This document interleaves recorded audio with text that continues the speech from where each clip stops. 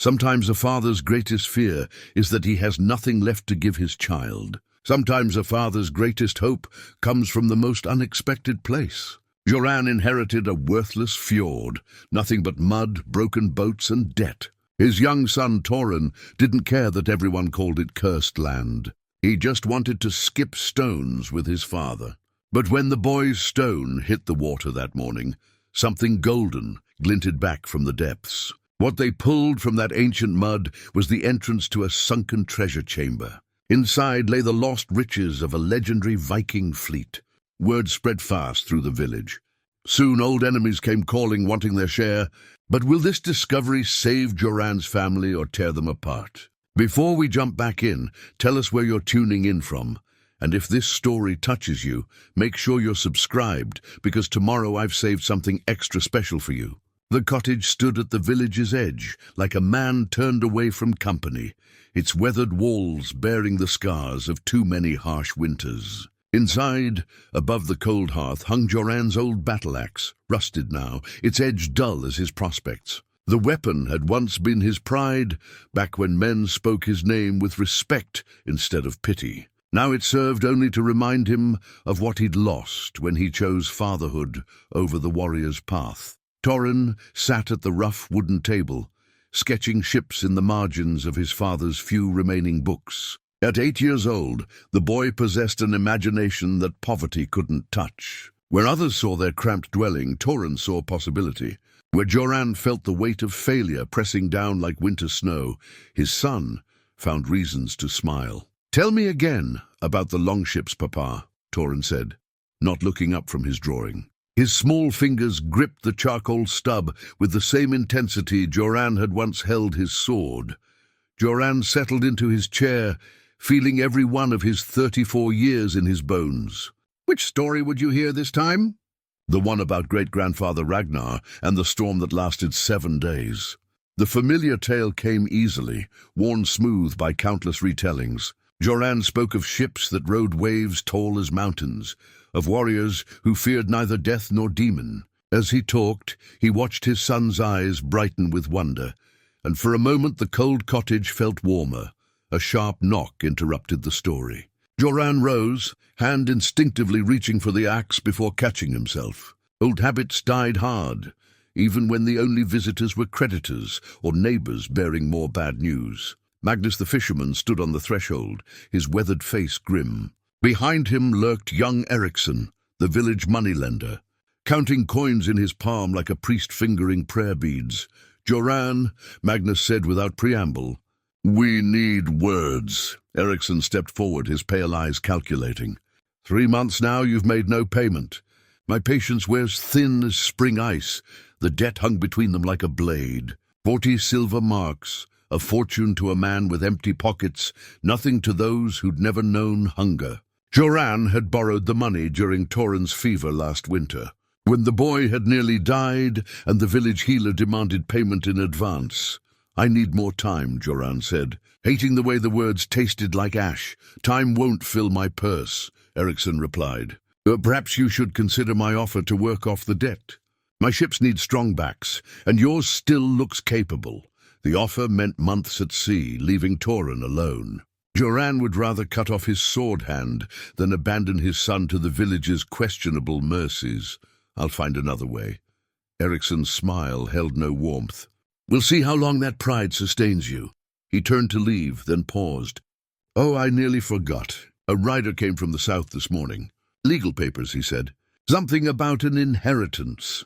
After they left, Joran found the leather pouch tucked behind the door where the messenger had left it. His hands trembled slightly as he broke the wax seal, not from cold, but from the fragile hope that maybe, just maybe, Fortune had finally remembered his name.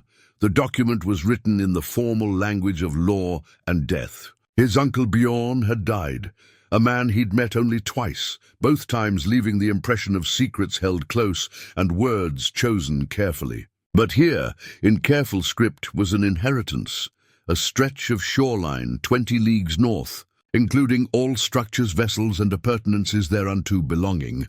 Toren read over his shoulder, pronouncing the difficult words with careful precision. "What's an appurtenance, Papa?" Fancy words for things that belong with the land, Joran said, but his mind was racing. He'd heard whispers about Uncle Bjorn's property, a worthless fjord where broken boats went to die, too shallow for proper fishing and too rocky for decent farming. The village called it cursed, claimed it brought bad luck to any fool brave enough to try making something of it, but worthless was still something, and something was infinitely better than nothing. That evening, as Toren slept, Joran sat by the dying fire and made his choice. They would go north, to this inheritance of mud and broken dreams. Perhaps there they could build something new, away from the village's knowing looks and whispered judgments. He pulled down his old traveling pack and began sorting through their meager possessions. A change of clothes for each of them, his remaining tools, a few precious books that had belonged to his father.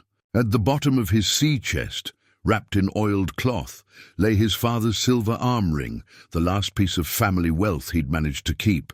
He'd sworn never to sell it, but desperation had a way of reshaping a man's convictions. The next morning brought grey skies and the scent of distant rain. Joran woke Toren gently, watching the boy's face transform from sleepy confusion to bright excitement when he learned of their journey. An adventure, Papa, like the heroes in your stories. If only it were that simple. But Joran smiled and shouldered their pack, leading his son out into the uncertain morning. They walked north along the coastal path, Toren chattering about everything he saw while Joran brooded on what they might find at journey's end. The fjord announced itself long before they saw it, a smell of stagnant water and rotting wood that grew stronger with each step. When they finally crested the hill that overlooked their new home, Joran felt his heart sink like a stone in deep water. Below them lay a horseshoe of grey water dotted with the skeletons of dead boats. Rotting docks jutted into the shallows like broken teeth. A crude stone cottage squatted on the near shore, its roof more hole than thatch.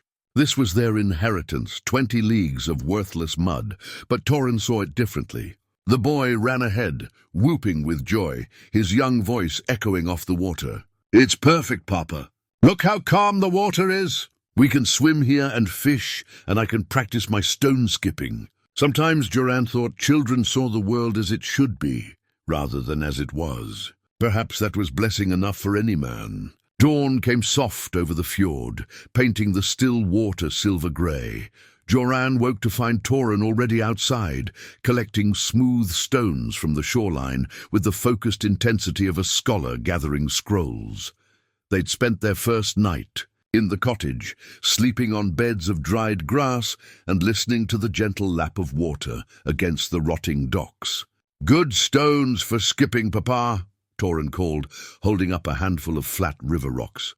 "Uncle Bjorn must have saved the best ones." Joran stepped outside, breathing the morning air.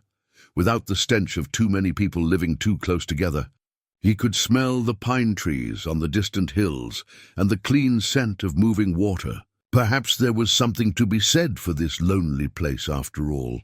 "Show me your technique," he said, settling on a boulder beside the water. Toren selected his first stone with the care of a craftsman choosing wood for a fine carving. He held it between thumb and forefinger, arm low and parallel to the water's surface. The throw was smooth, natural. The boy had clearly been practicing during their journey south. The stone hit the water and skipped once, twice, 3 times before disappearing into the depths with a soft plop. But as the ripples spread outward, something caught the morning light beneath the surface, a brief flash of gold that made Joran's breath catch in his throat. "Did you see that?" Toren whispered, pointing at the spot where the stone had vanished. Joran had seen it. For just a moment, something had glinted in the shallows, like a coin catching candlelight. He waded into the fjord, the cold water soaking. Through his boots and trousers, searching the muddy bottom with his hands. His fingers found stone, but not ordinary stone. This was worked stone, carved with shallow grooves that felt like symbols beneath his touch. He grabbed it with both hands and heaved, muscles straining against suction and weight, until it broke free from the mud with a wet, sucking sound. The stone that emerged was flat as a tabletop and twice as wide as Joran's outstretched arms. Ancient runes covered its surface, carved deep and filled with centuries of accumulated silt. But it was what lay beneath the stone that made Joran's heart race like a war drum. A dark opening yawned beneath the lifted slab, perfectly rectangular and clearly man-made. Stone steps descended into black water, disappearing into depths that promised secrets older than memory. This was no natural cave or animal den. This was craftsmanship, deliberate and ancient. "Oh, what is it, Papa?" Toren splashed closer, his eyes wide with wonder. "I'm not certain," Joran said, but his mind was already racing through possibilities. He'd heard stories in his youth, tales of Viking hordes hidden in times of war, of treasures sealed away to keep them from invading armies. Good Uncle Bjorn have known about this when he left Joran the Fjord. Together, father and son cleared away more mud and debris. The opening revealed itself to be the entrance to a stone-lined chamber, its walls disappearing into darkness below the waterline. Ancient mortar still held the stones together despite centuries of submersion, speaking to the skill of whoever had built this place. "We need light," Joran said, more to himself than to Toren. "And rope, in case the footing is treacherous." They spent the morning preparing. From the cottage, Joran retrieved his father's old oil lamp and a coil of fishing line. He fashioned a crude torch from driftwood and oil-soaked rags, testing it carefully before attempting the descent. The stone steps were slippery with algae and centuries of accumulated slime, but they held his weight. Joran descended slowly, one hand on the wall for balance, the torch held high in the other. Behind him, Toren waited at the surface, peering down with barely contained excitement. "What do you see?" the boy called. Joran's voice echoed strangely in the confined space. "Come down, but carefully. Hold the wall and test each step." What they found in that underwater chamber stole Joran's ability to speak. The torchlight revealed a scene from legend. Racks of weapons lined the walls, their metal still bright beneath protective coatings of oil and wax. Shields hung in neat rows, their painted designs still visible despite the centuries. Chests bound with iron bands sat along the walls, their contents unknown but promising. But it was the far end of the chamber that truly took Joran's breath away. There, mounted on a stone pedestal like a shrine, rested the carved prow of a longship. Even in the flickering torchlight, he could see it was the work of master craftsmen. A dragon's head, with eyes of polished amber, its mouth open in an eternal roar of defiance. "It's like the stories," Toren whispered, his small voice filled with awe. "Like the treasure caves in the old tales." Joran knelt beside one of the chests, his hands trembling as he lifted the heavy lid. Inside, nestled in rotting cloth, lay more silver than he'd seen in his entire life. Arm rings, brooches, coins, bearing the faces of long-dead kings, a fortune that could buy not just freedom from debt, but comfort for the rest of their lives. "Papa," Toren said, his voice oddly serious for a child, "this changes everything." "Doesn't it?" The boy was right, though perhaps he didn't understand just how much. This discovery would bring attention, questions about legal ownership, claims from distant relatives, interest from those who made their living taking what others had found. Joran had been poor but free. Now they would be rich but hunted. "We must be careful," he said, closing the chest with reluctance. "This secret could be dangerous in the wrong hands." They spent the rest of the day exploring the chamber, cataloguing its contents with the wonder of children in a storyteller's hall. Each item told a piece of some greater tale: a warrior's helm, a ceremonial sword, silver cups that had once held mead in some forgotten king's hall. But as the afternoon wore toward evening, Joran noticed they were no longer alone on the fjord. Magnus the fisherman sat in his small boat just beyond the entrance to the inlet, ostensibly checking his nets, but clearly watching their cottage with unusual interest. How long had he been there? How much had he seen? That evening, as they sat, by their small fire-eating dried fish and hard bread, Toren asked the question that had been haunting Joran all day. "Will we tell anyone about the treasure?" Joran looked at his son's eager face and felt the weight of decision settle on his shoulders, like a lead cloak. The treasure could solve all their problems, but it could also create new ones, far more dangerous than simple poverty. "Not yet," he said finally. "We need time to understand what we've found and what it means." But even as he spoke the words, Joran wondered if time was a luxury they could afford. Magnus had been watching, and fishermen were notorious gossips. How long before the whole village knew that something unusual was happening at the cursed fjord? Outside their cottage, the water lapped gently against the shore, keeping its ancient secrets for one more night. For 3 days, Joran and Toren lived like conspirators in their own home. Each morning brought careful expeditions to the underwater chamber, always watching for Magnus's boat or other curious eyes. The treasure had revealed more of itself with each visit, not just weapons and silver, but artifacts that spoke of a grander history than simple raiding and plunder. Toren had claimed the silver arm ring as his special discovery. The boy wore it on his thin wrist like a badge of honor, though Joran made him promise to hide it beneath his sleeve when others were around. The ring was beautifully crafted, with intricate knotwork patterns that seemed to shift in the changing light. It was also far too valuable for a poor man's son to possess without raising uncomfortable questions. "Tell me about the runes again." "Baba," Toren said, as they prepared for another descent into the chamber. They'd established a routine now. Joran would go down first with the torch, then guide Toren through the treacherous footing. "Some I recognize from my father's teachings," Joran said, checking the oil in their lamp. "This one means king, and this means oath, but others are older, from before the Christ followers changed our writing." In truth, the runes troubled him more each day. They weren't the simple markers of a wealthy merchant's cachet or even a jarl's war treasure. These symbols spoke of kingship, of sacred oaths and ancient bloodlines. Whatever they discovered, it was far more significant than a convenient solution to their money troubles. The morning's exploration yielded another remarkable find. In a niche behind the dragon prow, Toren discovered a leather pouch sealed with wax and wrapped in oiled cloth. Inside, protected from centuries of moisture, lay a collection of scrolls covered in the same ancient script they'd seen on the stone door. "It's like a library," Toren breathed, watching his father carefully unroll one of the documents. "But what does it say?" Joran frowned at the archaic words. His father had taught him to read the old writing, but these texts used forms and phrases that predated even the oldest sagas he knew. Still, certain words leaped out at him, names he recognized from the most ancient stories his grandfather had told. "Harold," he read aloud. "And here, the lost king's treasure, Toren. I think we've found something that belongs in the royal archives, not in our cottage."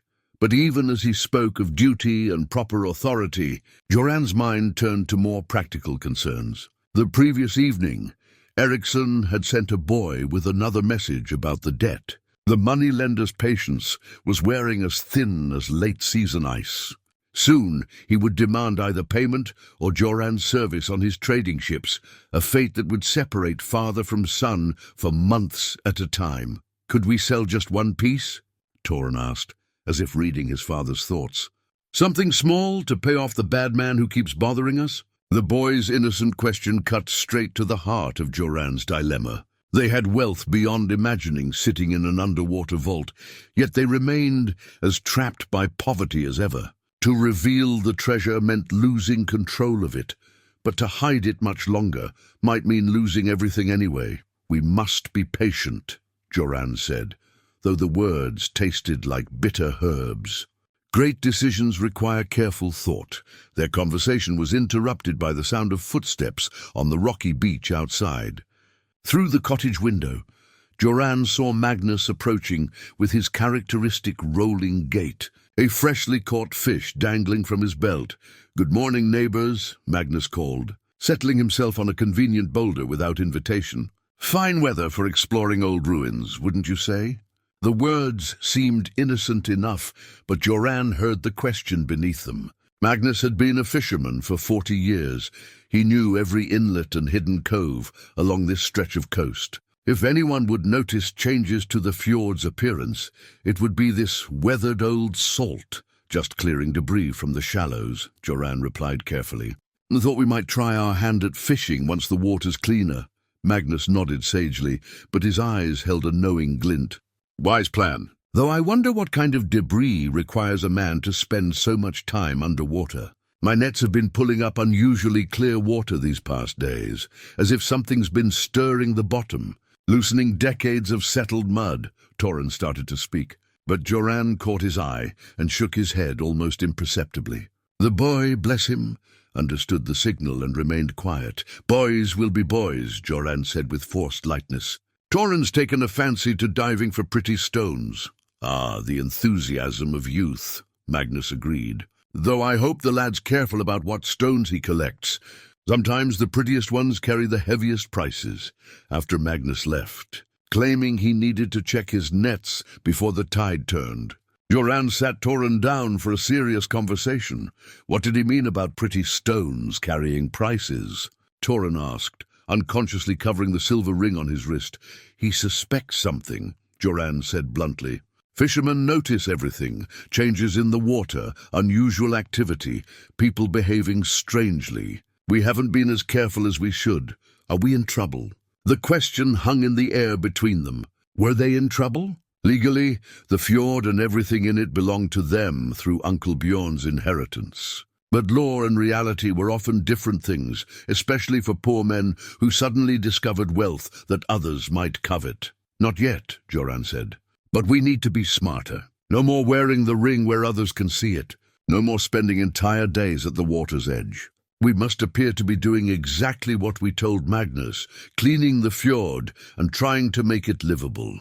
That afternoon, they made their first genuine attempt at the deception. While Toren played in the shallows with appropriate boyish enthusiasm, Joran hauled broken planks and rotting ropes from the water. Debris that had nothing to do with their treasure chamber, but everything to do with maintaining their cover story. It was honest work, and strangely satisfying. As he cleared away decades of accumulated refuse, Joran began to see the fjord's potential. The water was deeper than it appeared, the natural harbor better protected than he'd first realized. With effort and investment, this could indeed become a decent place to make a living, if they lived long enough to enjoy their newfound wealth. But as the sun set behind the western hills, painting the fjord in shades of gold and crimson, Joran wondered how much time they really had. Magnus wasn't a cruel man, but he was a curious one. And curiosity had a way of spreading through small communities, like fire through dry grass. Tomorrow, he decided, they would need to take greater risks to maintain their secret. They would venture deeper into the chamber, catalogue its contents more thoroughly, and begin making the hard choices that would determine their family's future. The silver arm ring caught the last light of day as Toren held up his hand, admiring the ancient craftsmanship.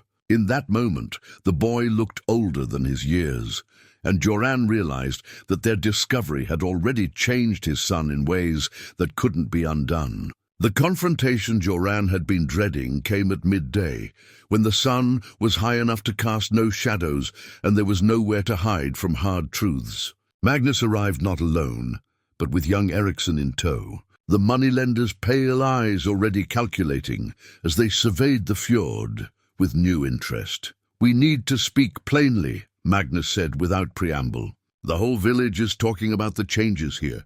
Water running clearer, you and the boy spending hours underwater. Strange sounds echoing across the inlet at night." Toren, who had been practicing his stone skipping, froze with a rock still in his hand. Joran felt the familiar weight of his father's axe hanging over the cottage hearth. Useless now, but still a reminder of simpler times when problems could be solved with steel and strength. "Just cleaning up the place," Joran said. But even to his own ears, the words sounded hollow. Eriksson stepped forward, his merchant smile as cold as winter seas. "Come now, we're all men of the world here. A poor farmer doesn't spend 3 days diving in freezing water just to make his new home pretty. What have you found, Joran?" The direct challenge hung in the air between them.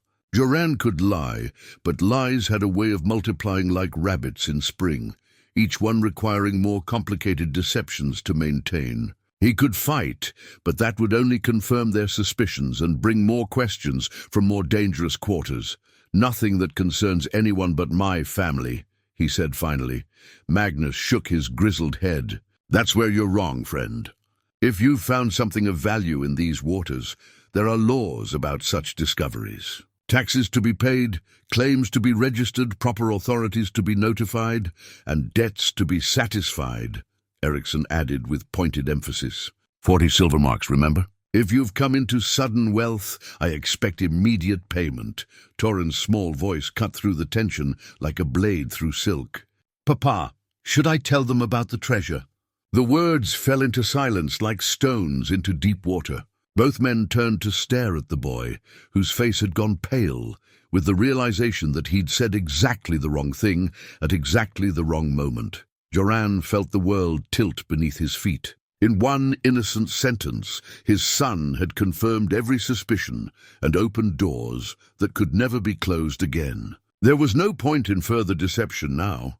The secret was out, scattered on the wind like seeds from a broken pod. Treasure? Eriksson's voice had taken on the hungry tone of a hunting wolf scenting prey. "What manner of treasure, boy?" "The kind that stays in the family until proper ownership is established," Joran said firmly, stepping between his son and the two men. "The kind that's protected by inheritance law and sealed documents." Magnus stroked his beard thoughtfully. "Inheritance law only covers what the previous owner legally possessed. If your uncle found something that belonged to others, or to the crown, that's a different matter entirely." The old fisherman's words carried more legal knowledge than Joran had expected. Clearly, Magnus had been thinking about this situation longer and more carefully than his casual visits had suggested. Before Joran could respond, another voice joined the conversation, this one belonging to a woman whose presence made all three men straighten with instinctive respect. "And what would you three know about inheritance law and royal treasures?" Astrid the Wise stepped into their circle with the confidence of someone accustomed to being listened to. At 67, she was old enough to remember when the Christ priests were still newcomers, competing with older traditions, and wise enough to navigate both worlds with equal skill. The village sought her counsel on matters ranging from sick cattle to family disputes, and her words carried the weight of tested judgment. "Astrid," Magnus nodded respectfully. "We were just discussing Joran's recent discoveries. Were you now?" Her grey eyes moved from face to face, reading the tension like a scholar passing ancient texts. "And what discoveries would those be?" Eriksson opened his mouth to speak, but Astrid's raised hand stopped him as effectively as a blow. "Let the man speak for himself," she said. "It's his land, his inheritance, his choice what to share and with whom." The unexpected support gave Joran a moment to think. Astrid had known his uncle Bjorn better than most. The two elders had often been seen talking quietly at village gatherings, their conversations carrying the weight of shared secrets. If anyone might understand the true nature of what lay beneath the fjord, it would be her. "I found some old items in the underwater chambers," he said carefully. "Things that might have historical value. I'm still determining their significance." Astrid nodded, as if his words confirmed something she'd already suspected. "Your uncle mentioned you might make such a discovery someday. He said you had the bloodline for it." "Bloodline?" Magnus frowned. "What does ancestry have to do with treasure hunting?" "Everything when the treasure belongs to your ancestors," Astrid replied cryptically.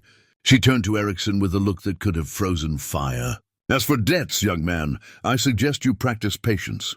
Some matters are more complex than simple lending agreements." Eriksson's face flushed red. The law, Astrid interrupted, "is more complicated than a merchant's ledger book. There are older claims than yours at work here, deeper rights than the price of borrowed silver." Joran felt a chill that had nothing to do with the sea breeze. What had his uncle known? What had he deliberately passed down along with the worthless fjord and its rotting docks? Before anyone could ask more questions, the sound of horses approaching from the southern path drew their attention. Two riders were making their way down the rocky trail, strangers by the look of them, with the bearing of men accustomed to having their questions answered promptly. "More visitors," Magnus muttered. Your fjord's becoming quite popular, Joran. The lead rider was a tall man with the pale complexion of someone who spent his days indoors reading documents rather than working with his hands. His companion looked more practical, scarred hands, alert eyes, the kind of man who solved problems with action rather than words. "Are you Joran Grimson?" The pale man called as they dismounted. "I am. My name is Olaf Eriksson, your cousin by marriage to your late uncle's sister. I've come about the inheritance." The words hit Joran like a physical blow. A rival claim, the one thing he'd feared most after discovery of the treasure. Family disputes over inheritance could drag on for years, tied up in legal proceedings that favored those with the deepest purses and the most patient lawyers. "I have my uncle's will," Joran said. Though his voice sounded less confident than he'd intended, Olaf smiled, but it held no warmth. "As do I, and mine is dated somewhat more recently than yours, I suspect." Toren moved closer to his father, the silver ring hidden beneath his sleeve, but its weight suddenly feeling heavier than armor. In the space of a single conversation, their secret had become public knowledge, and their ownership had come under direct challenge. The fjord that had seemed like salvation that morning now felt like the center of a gathering storm, with Joran and his son caught directly in its path. The legal documents that Olaf produced from his saddlebags looked official enough to make Joran's heart sink. Thick parchment, heavy seals, the kind of formal language that spoke of lawyers and courts and processes that favored men with full purses over those with empty hands. Uncle Bjorn was of unsound mind in his final months. Olaf explained with the practiced sympathy of a man who had rehearsed this speech. The fever that took him also took his judgment. This later will, made when he was clear-headed, leaves the property to his closest male relative, myself. Magnus and Eriksson exchanged glances. A disputed inheritance meant uncertainty, and uncertainty meant opportunity for those quick enough to position themselves advantageously. The treasure, whatever its true nature, had suddenly become the center of a legal battle that could drag on for months. Astrid, however, seemed less impressed by the formal documents. She studied Olaf with the careful attention of someone who had dealt with her share of smooth-talking, men bearing convenient papers. Strange how these later wills always seemed to surface at precisely the right moment, she observed dryly. "Tell me, young Olaf, what did you know of this property before your uncle's death?" "I knew it was worthless marshland," Olaf admitted. "But family property should remain in the family, regardless of its value."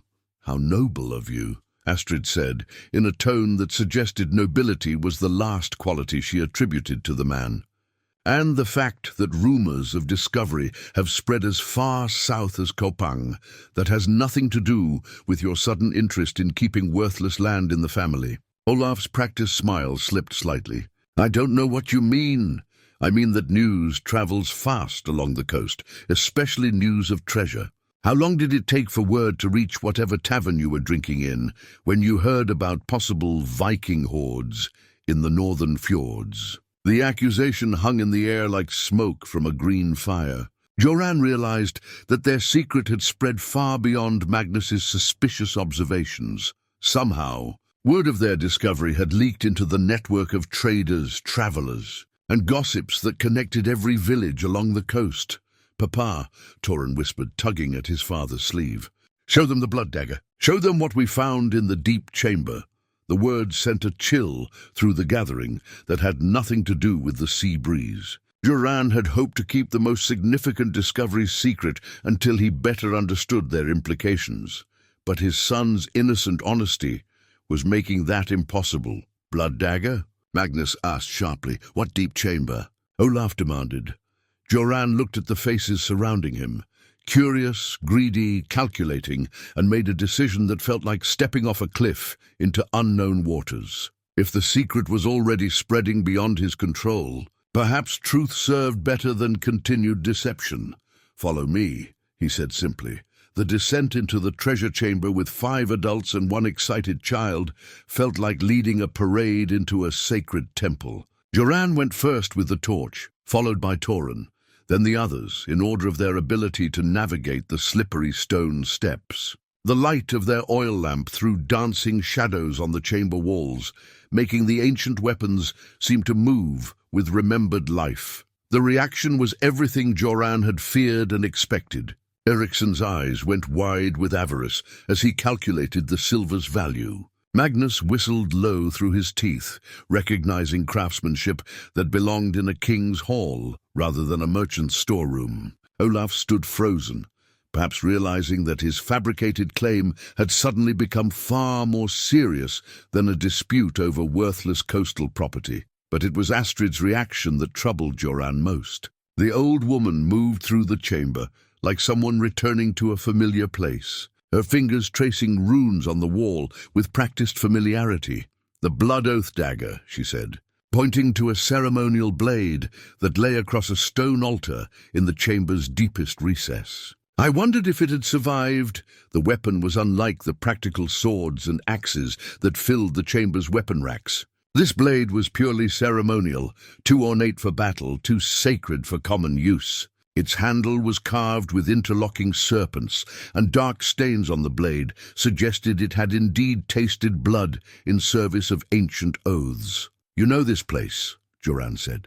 It wasn't a question. Astrid nodded slowly. "Your uncle brought me here once, many years ago, when I was still young enough to navigate these steps easily.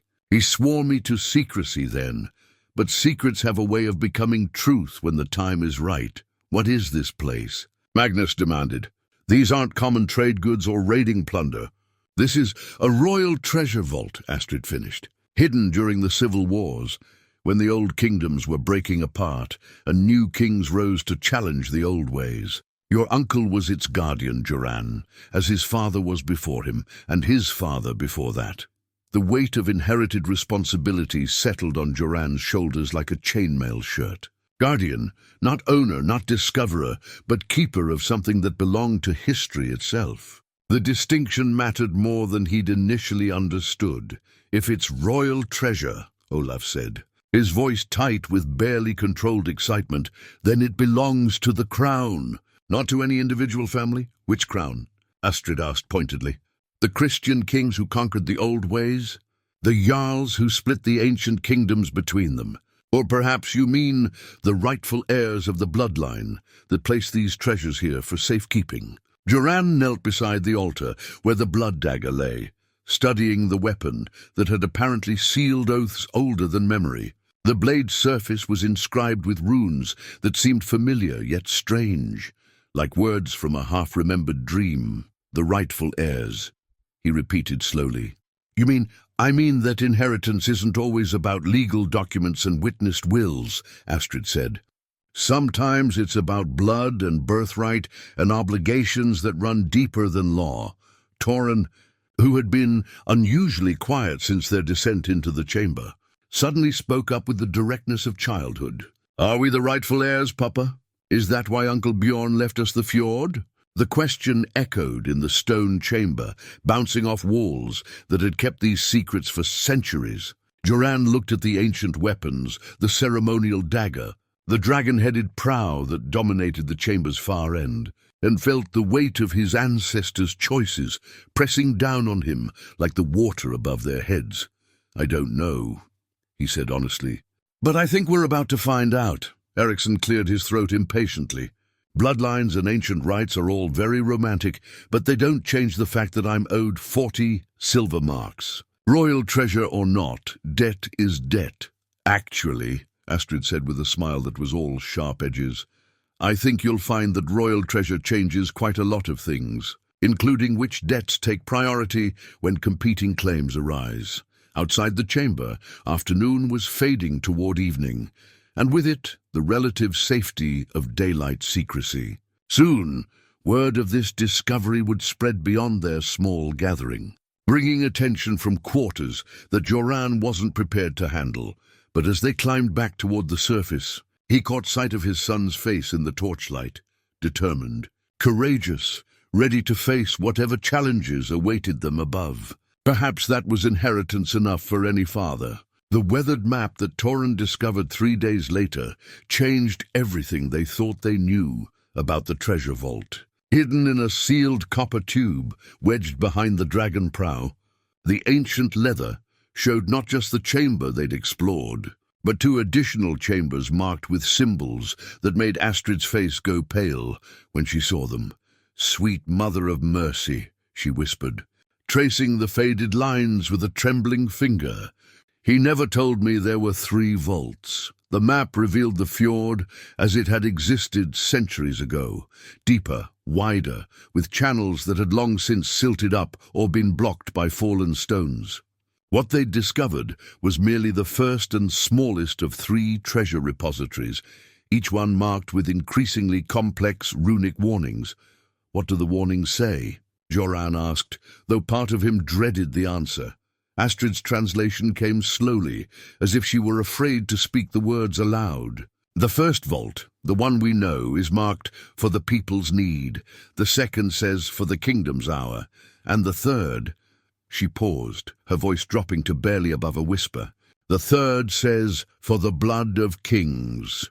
Toren, who had been studying the map with the intensity of a scholar, pointed to a series of small symbols scattered around the fjord's edges. "What are these marks, Grandmother Astrid?" The old woman smiled at the title the boy had adopted for her, but her expression remained troubled. "Guard posts, child. Watchtowers. Your ancestor who created this place didn't just hide treasure, he built a fortress around it. The implications were staggering.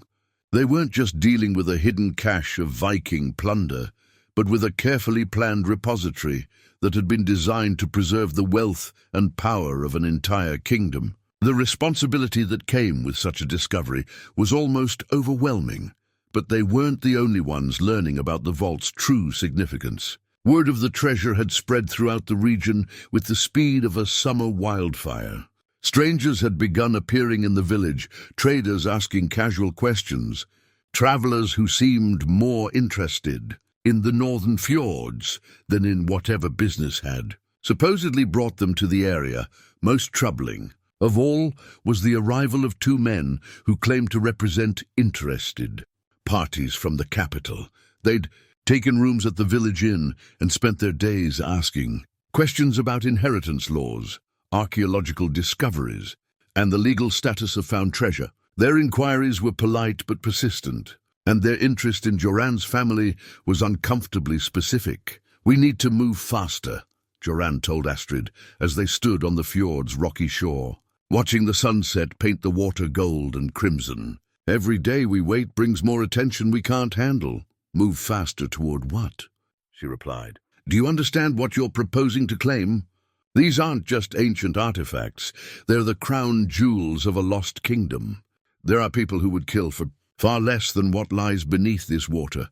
Her words proved prophetic when they returned to the cottage that evening to find their door hanging open and their few possessions scattered across the floor. Someone had searched the place thoroughly but carefully, a professional, job that suggested military or government training rather than common. Thieves. Toren's small treasures were still in their hiding, placed beneath the loose floorboard, including the silver arm ring he'd claimed from their first day in the chamber. But Joran's more valuable possessions, his father's tools, the family silver, the scrolls they'd brought up from the vault, were missing. "They took the documents," Joran said grimly, surveying the damage.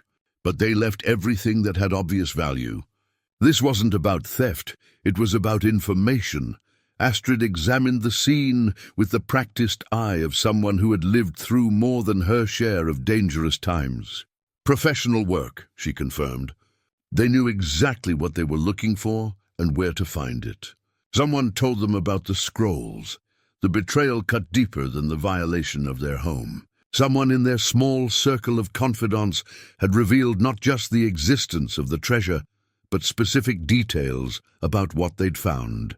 The scrolls contained genealogical records, maps of the other chambers, and most damaging of all, documentation that might prove or disprove Joran's hereditary claim to the treasure. "It was Olaf," Toren said, with the absolute certainty of childhood. "He's the only one who would gain from stealing our proof," but Joran wasn't so sure. Olaf's claim depended on legal documents and inheritance law, Having the scrolls stolen didn't strengthen his position. The men from the capital, however, would benefit greatly from documentation that established government interest in the treasure. Royal artifacts belonged to the crown, regardless of who discovered them or where they were found. We need to secure the remaining chambers before someone else claims them, Joran decided. If we're going to fight for our inheritance, we need to know exactly what we're fighting for. The next morning brought an unexpected ally. Magnus arrived at the cottage before dawn, his weathered face grim with purpose and a heavy pack slung across his shoulders.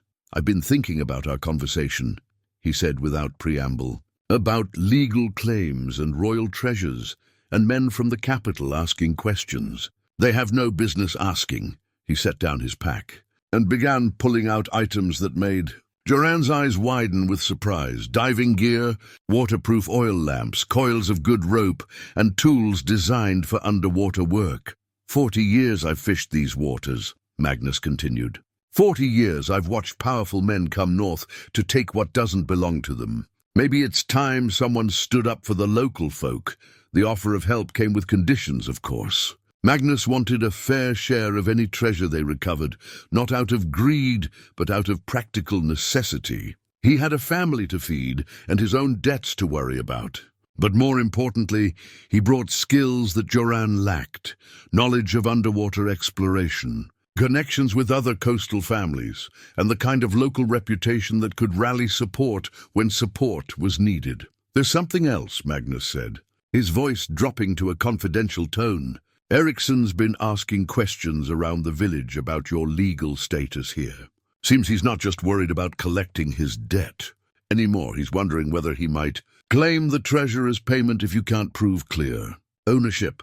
The web of competing interests was growing more complex by the hour.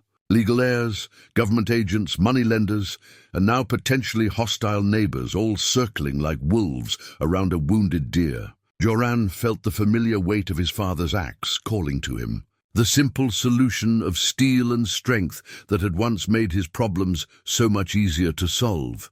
But this wasn't a problem that could be solved with an axe, no matter how sharp.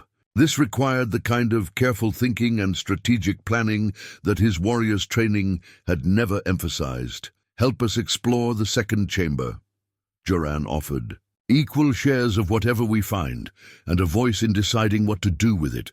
Magnus grinned and extended his hand. "Partners, then. Though I hope you realize we're probably all going to end up in chains or exile before this is finished." As they prepared for their descent into the deeper mysteries of the fjord, Toren made an observation that proved both wise and prophetic. "Papa, maybe the treasure isn't cursed, but it sure makes people act like they are." The boy's words stayed with Joran as they loaded Magnus's diving gear into their small boat. Somewhere beneath the dark water lay answers to questions about his family's past, his son's future, and the true price of wealth that came with ancient obligations. By evening, they would know whether those answers were worth the dangers that came with seeking them. The second chamber revealed itself as Magnus had predicted it would, through careful diving and patient excavation of a passage that had been deliberately sealed with fitted stones. But what they found when they finally broke through into the water-filled vault defied every expectation Joran had formed about their discovery. This centerpiece of the chamber was a throne carved from a single massive piece of black stone, its arms shaped like ravens, and its back inscribed with runic passages that seemed to glow in their torchlight. But it was what rested on the throne's seat that made Astrid gasp with recognition and fear. A crown. Not the simple circlet of a local chieftain, but the elaborate, unmistakable crown of a king. Gold worked with silver, set with amber stones that caught the light like trapped sunfire. Even after centuries underwater, protected by the chamber's careful sealing, it retained the unmistakable aura of absolute authority. "Harold the Lost," Astrid whispered, her voice carrying the weight of revelation and terror in equal measure. "Dear gods, it's actually Harold's crown." Magnus, treading water beside the throne, looked between the crown and Astrid's pale face. Someone want to explain to a simple fisherman why that's so important? Harold the Lost was the last of the old kings, Joran said, his own voice hushed with awe. He disappeared during the civil wars, along with the royal treasury. Legend says he sailed north with his most loyal followers, swearing to return when the kingdom was ready to be united again. Legend, Magnus repeated. But this looks pretty real to me. Astrid shook her head slowly, as if trying to wake from a dream that had turned into something far more serious than she'd bargained for. Don't you understand? This isn't just treasure anymore. This is a piece of our national heritage. The government won't just want to claim it, they'll have to claim it. Politically, culturally, legally, they have no choice. The implications crashed over Joran like a cold wave. They weren't just dealing with family inheritance or local legal disputes anymore. They'd uncovered artifacts that belonged in the Royal Museum, objects that would rewrite historical understanding of the kingdom's founding period. No amount of hereditary claim would stand against the political necessity of preserving national treasures. But it was Toren who asked the question that cut to the heart of their situation. If Harold was the rightful king, and this was his treasure, then what does that make us? The boy's innocent inquiry hung in the water around them like an unspoken oath. Astrid's reaction was immediate and troubling. She swam closer to the throne, studying the runic inscriptions with the intensity of someone solving a puzzle that had haunted her for years. The bloodline inscriptions, she said finally. They're not just decorative, they're genealogical records. Names, dates, family connections, going back centuries. She looked up at Joran with eyes that held a mixture of wonder and pity. Your uncle wasn't just the treasure's guardian, Joran. He was Harold's descendant. And so are you. The words echoed in the stone chamber like the tolling of a funeral bell. Royal blood. The one claim that could justify keeping the treasure, and the one claim that would make them targets for every political faction in the kingdom. In an instant, they'd gone from being fortunate treasure hunters to being potential claimants to a throne that hadn't existed for 3 centuries. That's impossible, Joran said. But even as he spoke the words, memories were surfacing. His father's stories about the family's ancient honor, his uncle's mysterious knowledge of old traditions. The way Astrid had always treated him with a respect that seemed excessive for a poor farmer's son. Your father never told you? Astrid asked gently. About the oaths your family swore, the responsibilities they carried? He told me we were descended from warriors and kings, Joran admitted. But every family claims that. I thought it was just stories to make poverty more bearable. Magnus finished. Well, friend, it seems your stories had more truth in them than most. They spent the rest of the morning documenting the second chamber's contents. But Joran's mind was reeling from the revelation about his bloodline. Royal artifacts were one thing. Any family might stumble across such discoveries through luck or persistence. But royal blood was something else entirely. An inheritance that carried obligations and dangers far beyond the management of ancient treasure. When they finally surfaced, they found the fjord no longer empty. A government ship flying the royal colors had anchored in the deeper water beyond the inlet, and uniformed men were setting up what looked like a permanent camp on the shore. Official archaeological expedition, announced the captain, a stern-faced man whose military bearing suggested he'd dealt with his share of uncooperative locals. By order of the Royal Museum and the Ministry of Cultural Heritage.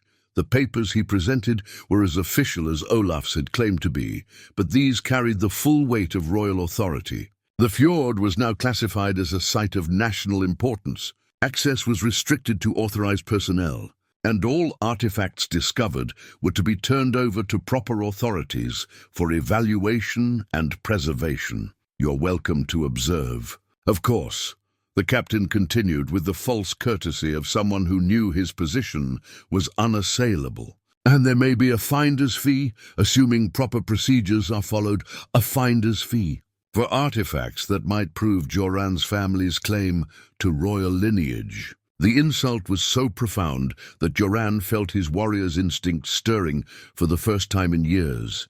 What if the finders have hereditary claims to the artifacts? he asked carefully. The captain's smile was winter cold. All claims will be evaluated through proper legal channels, naturally.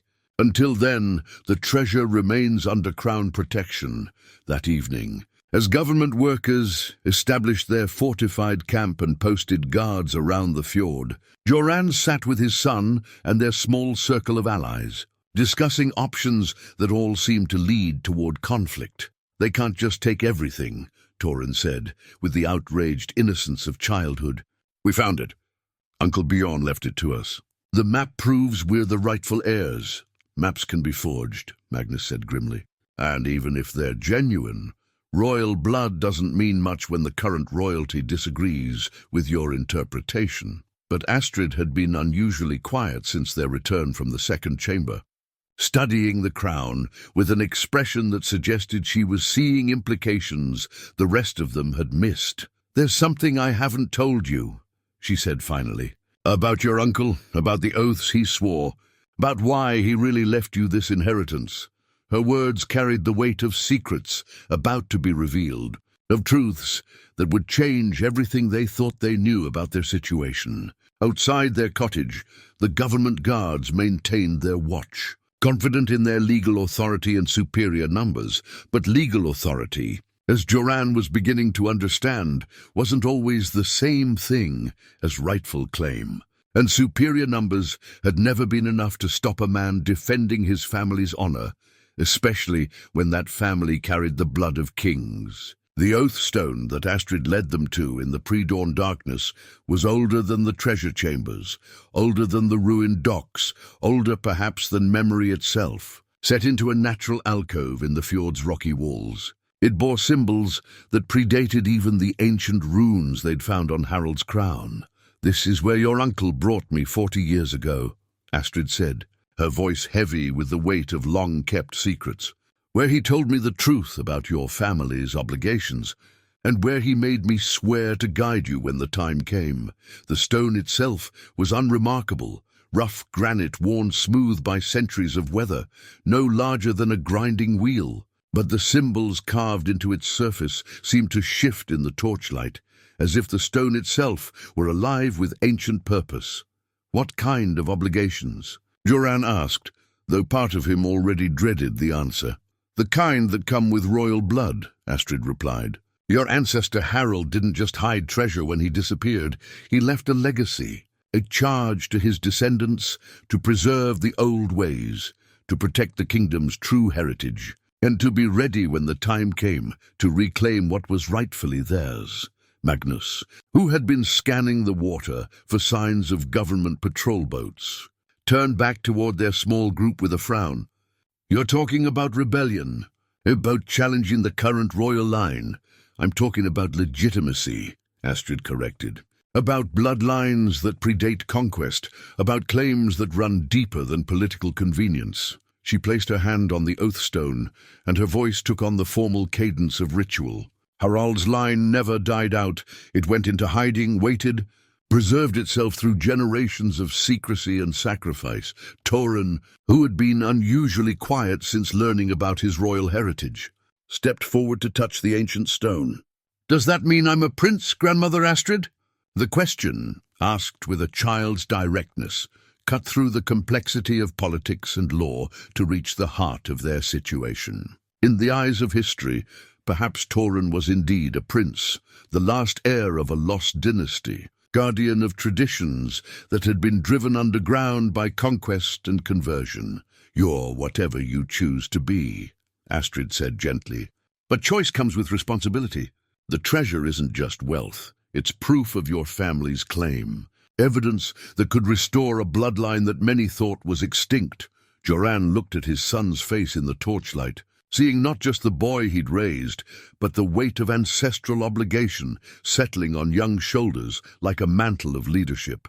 The realization was both proud and terrifying. "The government will never accept our claim," he said. "Royal blood or not, they have possession of the artifacts now. Legal ownership, armed guards, political authority, everything we lack. Do they?" Astrid asked with a mysterious smile. "Your uncle was wiser than they know. The second chamber was impressive, but it was also a decoy. The real treasure, Harold's actual regalia, the documents that prove his legitimate claim to the throne, the artifacts that establish your family's unbroken succession, those are in the third chamber. She pulled out a key from beneath her cloak, not metal, but carved bone, inscribed with symbols that matched those on the oath stone. And only the true heir can open that final vault. The implications were staggering. While government archaeologists worked to catalogue the impressive but ultimately secondary treasures they'd found, the real prize remained hidden, waiting for someone with the proper bloodline to claim it. But claiming it would mean far more than solving their money troubles or establishing legal ownership of the fjord. It would mean accepting the role of pretender to a throne that had been lost for centuries, challenger to a political order that had ruled for generations. "What happens if we open the third chamber?" Joran asked. "What happens if we prove the claim?" "That depends," Astrid said, "on whether you're content to be guardians of the past or ready to become architects of the future." Before anyone could respond, the sound of approaching boats interrupted their council. Government patrol vessels were conducting their morning sweep of the fjord, their lanterns cutting through the pre-dawn gloom like searching eyes.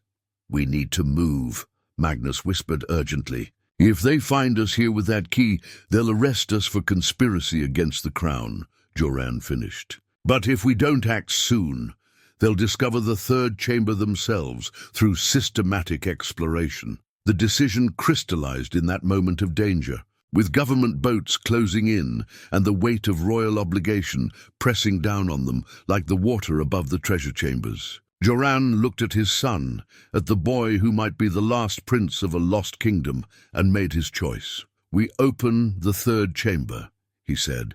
"Tonight, when their guards are distracted by shift changes and weather, we find out what our family has been guarding all these years." Astrid nodded approvingly. "Your father would be proud. Your ancestor Harold would be prouder still." They spent the day in careful preparation, gathering the equipment they would need for what might be their final exploration of the fjord's secrets. Magnus used his knowledge of local waters to identify the best approach route, one that would avoid government patrols while providing quick escape if necessary. Toren helped prepare their diving gear with the serious concentration of someone who understood that this was no longer a game of treasure hunting, but a mission that could reshape his entire future. The boy had grown years older in the past weeks, forced to confront realities that most children never faced. As evening approached, they made their final preparations at the oath stone. Astrid performed a ritual that seemed to belong to an older religion than the Christianity that now dominated the kingdom. Words in the ancient tongue, gestures that invoked protections from gods whose names were barely remembered. "Whatever we find in that third chamber," Joran said, as they prepared to depart, "we face it as a family. No secrets, no half-truths, no protecting each other from difficult choices." "Agreed," Toren said with a solemnity that would have been amusing if it hadn't been so genuine. Magnus nodded his consent, and Astrid placed her weathered hand over the bone key. "Then let us go and wake the sleeping kings," she said.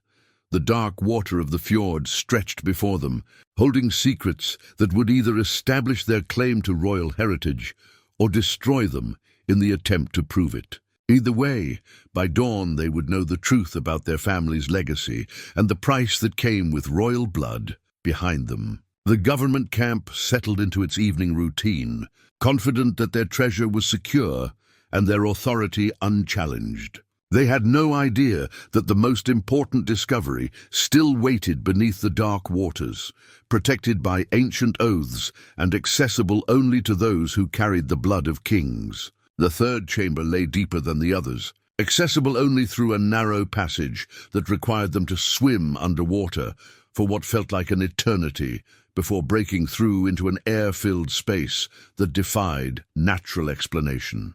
Ancient engineering had created a pocket of breathable atmosphere beneath tons of water and stone, a marvel that spoke of knowledge and skill far beyond what most people attributed to their Viking ancestors. But it was the chamber's contents that stopped them. Cold, The shield of kings hung on the far wall like a captured sun, its polished surface reflecting their torchlight in patterns that seemed to move with their own inner life. Gold worked with silver, inlaid with gems that caught and held the light like stars trapped in metal. This was no warrior's tool, but a symbol of absolute authority that had been crafted to inspire awe and obedience in equal measure. Joran reached for it with hands that trembled not from cold or exertion, but from the weight of ancestral memory. The shield fit his arm as if it had been made for him personally, its balance perfect despite its ornate decoration. When he held it up, the torchlight played across its surface in patterns that told the story of Harald's reign. Battles won, oh the sworn, kingdoms united under one crown. The ceremonial shield of the High King, Astrid breathed. Legend says it could turn aside not just weapons, but the very will of enemies. But even the magnificent shield paled beside what Toren discovered in the chamber's central alcove. The king's seal lay on a pedestal of carved whalebone, its gold surface inscribed with runes that seemed to pulse with inner fire. This was no mere signet ring or official stamp. This was the symbol of legitimate royal authority, the artifact that could validate or invalidate any claim to the throne. "Papa," Toren whispered, his small voice carrying clearly in the stone chamber. "There are words appearing on the seal." Joran moved closer, holding his torch high. In the flickering light, he could see that his son was right. New runes were becoming visible on the seal's surface, as if the ancient magic that protected it had recognized something in their presence. Astrid studied the emerging symbols with growing excitement. "Bloodline confirmation," she translated. "The seal recognizes you, Joran. It's acknowledging your right to bear it." The implications were staggering. They weren't just discovering royal artifacts. They were being accepted by them, recognized as legitimate heirs to a throne that had been vacant for 3 centuries. Whatever magic or ancient technology had been built into these objects was confirming what genealogy and family tradition had long claimed.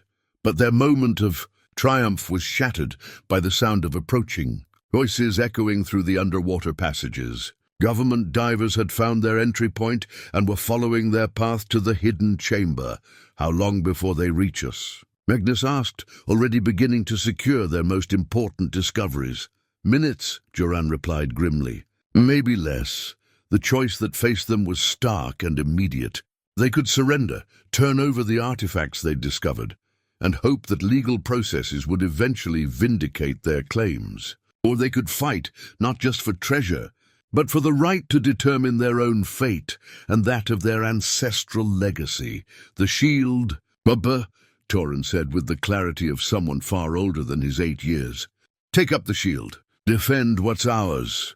Joran looked at his son, no longer just a boy but the last prince of a lost kingdom, and felt something awaken in his blood that had nothing to do with warrior training or battle experience. This was deeper, older, the inherited memory of kings who had stood against impossible odds because surrender was unthinkable. He lifted the shield of kings, feeling its weight settle into his arm, like destiny itself. The voices in the passage were getting closer, and soon they would face a choice between submission and defiance that would echo through generations.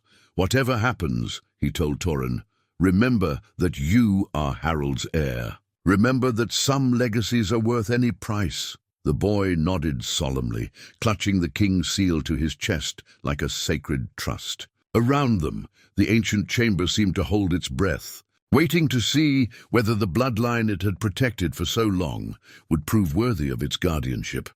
Outside, storm clouds were gathering over the fjord, and the first government divers were breaking through into the sacred chamber, where kings had once sworn their most binding oaths. The final confrontation between past and present, between inherited right and political power, was about to begin in the depths where legends had waited patiently to be reborn. The first government diver to break the surface of the 3rd chamber found himself staring at a scene that belonged more to legend than to archaeology. Joran stood in the center of the ancient vault, the shield of kings blazing on his arm, while Toren held the royal seal high above his head like a beacon of inherited authority. "Stand down," the diver commanded, but his voice carried more uncertainty than conviction. Training had prepared him for dealing with treasure hunters and archaeological thieves, not with claimants to royal bloodlines bearing artifacts of obvious and awesome authenticity. "I am Joran Grimson," Joran replied, his voice carrying the formal cadence that Astrid had taught him. "Son of Gunnar, grandson of Ragnar, heir in direct descent from Harald the Lost, rightful king of the Northern Realm."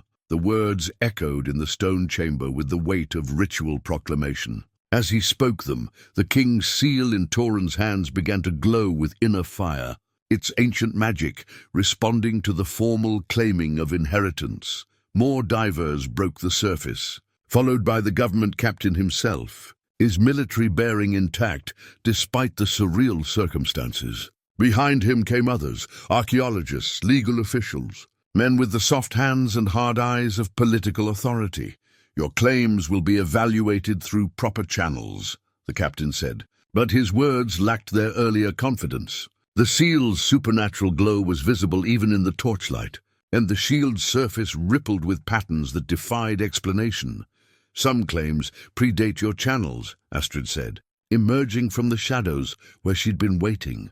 In her hands, she carried the bone key that had opened the chamber, and scrolls that bore seals older than the current kingdom. "Some rights run deeper than your laws." The captain looked around the chamber, taking in the obvious antiquity of its construction, the supernatural behavior of the artifacts, the genealogical inscriptions that covered every surface. This was no longer a simple matter of treasure ownership. This was a challenge to the very foundations of political legitimacy. "Even if your bloodline claims are valid," he said carefully, "the current royal house has ruled for 300 years. Stability, order, the rule of law, these things matter more than ancient birthrights." "Do they?" Toren asked, his young voice carrying clearly through the chamber. "Then why are you so afraid of an 8-year-old boy with a piece of old gold?" The question cut to the heart of the matter with the directness only children could manage. If hereditary claims truly didn't matter, why had the government mobilized archaeological expeditions and military forces to contain them? Why were trained soldiers nervous about facing a poor farmer and his son in an underwater cave? The answer came not from any of the government officials, but from Magnus, whose practical fisherman's wisdom had carried them through weeks of increasingly complex political maneuvering. "Because they know legitimacy when they see it," he said. "And they know the people will recognize it too." As if summoned by his words, sounds of commotion began echoing from the upper passages. Voices, many voices, calling through the fjord's acoustic maze. The local villagers had somehow learned of the night's activities and were converging on the site of the confrontation. "Sir," one of the junior officers reported to the captain, "we have civilian boats surrounding the fjord. Fishing vessels mostly, but they're refusing orders to disperse." The captain's face grew grim as he realized his careful plans were unraveling. A quiet archaeological seizure had become a public confrontation, with local support rallying to the hereditary claimants. "Papa," Toren said, looking up at Joran with eyes that held both fear and determination, "what happens now?" It was the question they all faced. The chamber held proof of royal bloodline, artifacts that validated hereditary claims, and the supernatural confirmation of ancient magic recognizing legitimate succession. But it also held armed government forces representing a political order that had ruled unchallenged for centuries.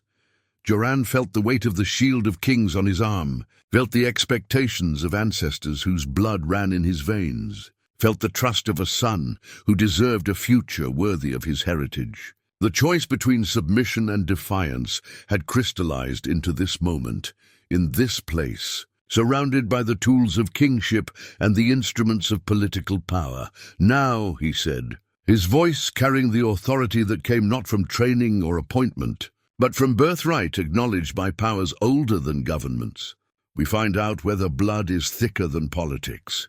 He raised the shield, its surface blazing with reflected torchlight and inner fire. while Toren held the seal high, like a standard of legitimate rule. Around them, the ancient chamber seemed to pulse with approval, as if the very stones were awakening to the presence of rightful kings. Above them, the voices of the village fishermen grew louder, their loyalty flowing toward hereditary claims rather than government authority. The final confrontation between old ways and new orders was about to play out in the depths where Harold's legacy had waited 3 centuries to be reclaimed. 6 months after the confrontation in the third chamber, Joran stood on the newly built dock at the fjord's entrance, watching his son demonstrate proper stone-skipping technique to a group of visiting scholars. The simple river stone that had started their adventure now occupied a place of honor in their cottage, not because of its monetary value, but because of the reminder it carried about the magic that lived in ordinary moments between fathers and sons. The fjord itself had been transformed beyond recognition. Government engineers had worked alongside local craftsmen to create a heritage site that honored both historical preservation and community needs. The treasure chambers remained sealed and protected, their contents catalogued and displayed in a museum that brought visitors from across the kingdom. But the site remained under Joran's guardianship, a compromise that acknowledged both his hereditary claims and the government's need to preserve national artifacts. "Tell them about the day you found the golden glint," Toren called one of the archaeologists who had become regular visitors to their small museum. Toren grinned and launched into the story with the practiced ease of someone who had told it hundreds of times, but his enthusiasm remained undiminished. At 9 years old, he had grown into his role as the last prince of a lost kingdom, a title that carried more ceremonial weight than political power, but which connected him to a heritage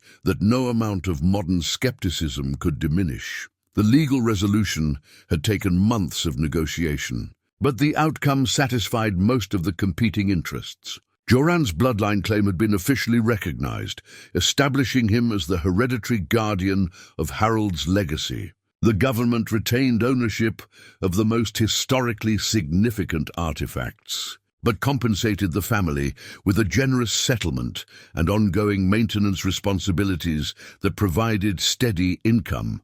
Most importantly, the fjord had become a bridge between past and present rather than a source of division. Local families found employment in the Heritage Center. Scholars gained access to invaluable historical resources, and tourists brought prosperity to a region that had known little of either. "Papa," Toren said, approaching with a handful of stones selected for optimal skipping characteristics. Her grandmother Astrid says the village council wants to discuss expanding the museum again. The old woman had become something between advisor and family member, her knowledge of local history and ancient traditions making her invaluable as the heritage site developed. More importantly, she had helped Joran navigate the complex responsibilities that came with being the acknowledged heir to a lost kingdom. "What kind of expansion?" Joran asked, settling on their favorite boulder to watch the afternoon light play across the water. "A replica longship," Toren said with barely contained excitement. "They want to build one using the traditional methods, so visitors can see how Harold's people actually lived and sailed." The project made sense. Educational value, tourist attraction, employment for local craftsmen. But Joran heard something else in his son's voice, a longing that went beyond simple enthusiasm for boats and building projects. "You want to help build it," he said. "It wasn't a question. Magnus says I have good hands for woodwork," Toren replied. "And Astrid says learning the old crafts is part of preserving the heritage." Both statements were true, but Joran recognized the deeper truth beneath them. His son was growing up, developing interests and capabilities that extended beyond their small family circle. The boy who had once been content with stone skipping and treasure hunting was becoming someone who wanted to create rather than just discover. "We'll talk to the council," Joran agreed, "though I suspect they're more interested in your opinions than your carpentry skills." The recognition of Toren's hereditary status had brought unexpected benefits. Scholars sought his perspective on artifacts and traditions, treating him as a living link to ancient ways, rather than just an unusually well-informed child. The attention could have been overwhelming, but Astrid's guidance had helped him understand both the privileges and responsibilities that came with inherited authority. As the afternoon wore toward evening, other members of their extended family began gathering at the fjord. Magnus arrived from his fishing rounds, his boat loaded with the day's catch and stories of tourists who had asked increasingly exotic questions about Viking navigation techniques. Even Eriksson appeared, his relationship with the family transformed by the settlement that had not only paid his debt, but established him as the heritage site's financial administrator. "Any word from Olaf?" Magnus asked, settling into the informal circle that had become their evening tradition. "A letter last week," Joran replied. "He's established a successful trading business in the southern ports. Apparently, being the acknowledged cousin of a hereditary guardian carries certain commercial advantages." The reconciliation with his cousin had taken time and careful negotiation, but the family connection had ultimately proven stronger than competing legal claims. Olaf's expertise in trade and negotiation had even proven valuable in establishing the commercial partnerships that supported the heritage site's operations. "And the government inspectors?" Eriksson asked. "Any more surprise visits?" "They're satisfied with our stewardship," Joran said. "The monthly reports show proper preservation procedures, educational activities that serve the public interest, and financial management that benefits both the site and the local community." What he didn't mention was how much he'd grown to enjoy the responsibilities that had once seemed overwhelming. Managing the heritage site had awakened skills he'd never known he possessed: diplomacy, education, cultural preservation. The warrior's strength remained, but it now served purposes more complex than simple combat. As the sun set behind the western hills, painting the fjord in the same gold and crimson shades that had witnessed their first discovery, Toren selected his final stone of the day. The simple river rock flew from his hand with practiced precision, skipping once, twice, 3 times across the calm water before disappearing beneath the surface with a gentle plop. But this time, no golden glint answered from the depths. The treasure chambers had given up their secrets, their contents now carefully preserved and displayed for the education and wonder of future generations. The magic that remained was simpler, but no less profound. The bond between father and son, the connection between past and present, the knowledge that some inheritances couldn't be measured in silver or gold. "Tell me again about great-grandfather Ragnar," Toren said, settling beside his father on the familiar boulder. "Which story?" Joran asked, though he already knew the answer. "The one about the storm that lasted 7 days, and how he learned that the greatest treasure wasn't what he could take from the sea, but what he could give to his family." The familiar tale began again, worn smooth by countless retellings, but still carrying the weight of truth and tradition.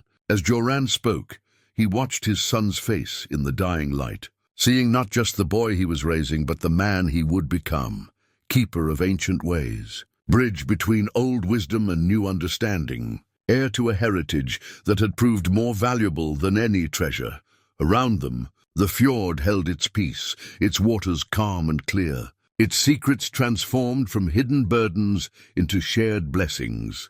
The village prospered, the heritage lived on, and somewhere beneath the dark water, the chambers that had guarded royal treasure for centuries continued their patient watch over the legacy of kings. In the distance, Magnus was already preparing his nets for the next day's fishing, while Astrid gathered her scrolls and prepared to return to the village, where her knowledge of old traditions would help another generation understand their connection to the past. Eriksson was calculating the day's receipts, his merchant's mind finding satisfaction in numbers that served community rather than just personal profit. But here, on the boulder where it had all began, father and son shared the simple magic of stones skipping across still water.